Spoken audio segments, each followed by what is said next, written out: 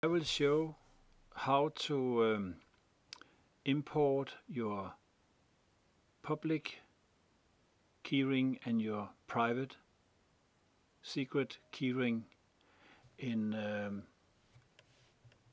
GPG tools on Mac OS X. First I open GPG keychain. It's empty. And I have my keys here in a folder placed on desktop. It's a copy from another computer, for example.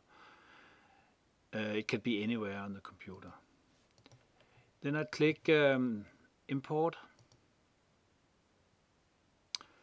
and I go to desktop, open the folder PGP, and first I import my public keyring.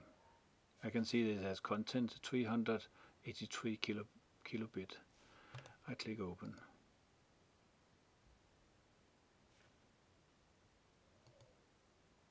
And keys are importing. And here you can see a list of the keys imported. And I click close.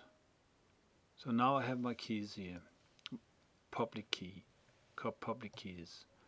If I click show secret keyring only, it's empty. So now I import my personal secret keyring, click import, and again I go to PGP folder on desktop and click secret ring. It also has content 8 kilobits, so I open this one. And yeah, it's now imported. If I click show secret keys only, oh yeah, then I can see my keyring here. For some reason it also imports other keys which is not used